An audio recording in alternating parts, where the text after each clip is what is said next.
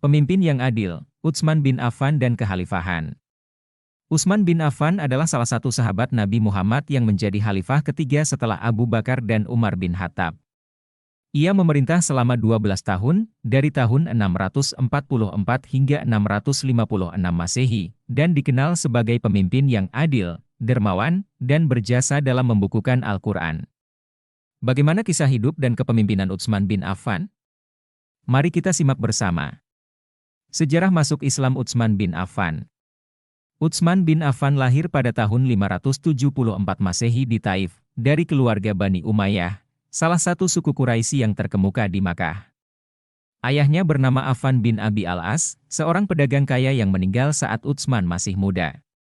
Utsman mewarisi kekayaan dan bisnis ayahnya, dan menjadi salah satu orang terkaya di Makkah. Ia juga termasuk salah satu dari 22 orang Makkah yang bisa membaca dan menulis. Utsman masuk Islam pada tahun 611 Masehi, atas ajakan Abu Bakar, sahabat dekat Nabi Muhammad. Ia termasuk golongan as-sabiqun al-awwalun, yaitu orang-orang yang pertama-tama masuk Islam. Saat itu, kaum muslimin mengalami tekanan dan penganiayaan dari kaum kafir Quraisy. Utsman ikut berhijrah ke Habsyah bersama istri pertamanya, Ruqayyah binti Muhammad, putri Nabi Muhammad. Setelah kembali ke Makkah, ia berhijrah lagi ke Madinah bersama Nabi Muhammad dan para sahabat lainnya. Di Madinah, Utsman berperan aktif dalam membantu umat Islam secara finansial maupun militer. Ia mendapat julukan Zunnurain, pemilik dua cahaya, karena menikahi dua putri Nabi Muhammad secara berturut-turut, yaitu Ruqayyah dan Ummu Kulsum. Ia juga mendapat pujian dari Nabi Muhammad sebagai orang yang paling jujur dan rendah hati di antara kaum muslimin. Nabi Muhammad pernah bersabda tentang Utsman, "Apakah aku tidak malu terhadap orang yang malaikat saja malu kepadanya?" Hadis riwayat Muslim. Beberapa contoh kedermawanan Utsman bin Affan adalah: 1. Ia membeli sumur rumah dari seorang Yahudi dengan harga 35.000 dirham, lalu menyumbangkannya untuk umat Islam.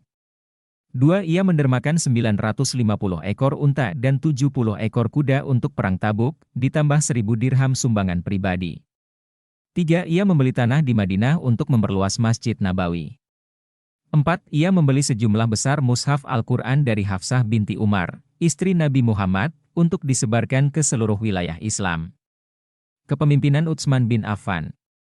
Setelah wafatnya Umar bin Khattab pada tahun 644 Masehi akibat dibunuh oleh seorang budak Persia bernama Abu Luqlu'ah, Utsman bin Affan terpilih menjadi khalifah ketiga oleh Majelis Syura yang dibentuk oleh Umar sebelum meninggal.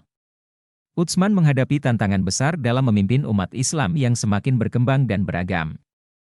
Di bawah kepemimpinan Utsman bin Affan, wilayah kekuasaan Islam semakin meluas.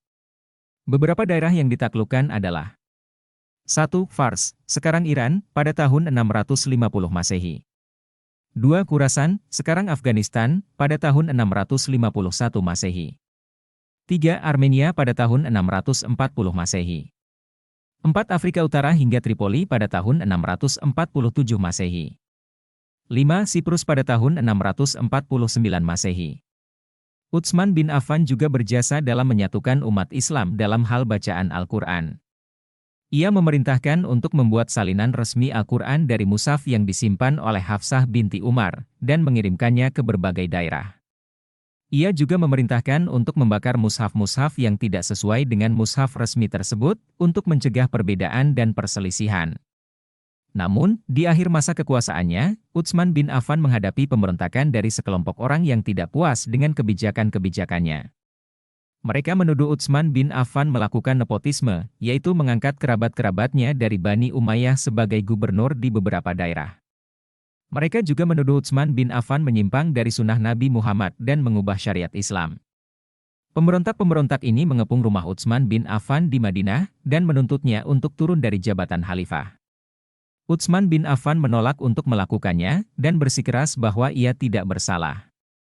Ia juga tidak mau memerintahkan pasukannya untuk melawan pemberontak, karena ia tidak ingin menumpahkan darah kaum muslimin. Pada tanggal 17 Juni 656 Masehi, pemberontak berhasil menembus rumah Utsman bin Affan, dan membunuhnya saat ia sedang membaca Al-Quran. Pembunuhan Utsman bin Affan menimbulkan duka mendalam bagi umat Islam, dan menjadi awal dari fitnah besar yang mengguncang khilafah Islam.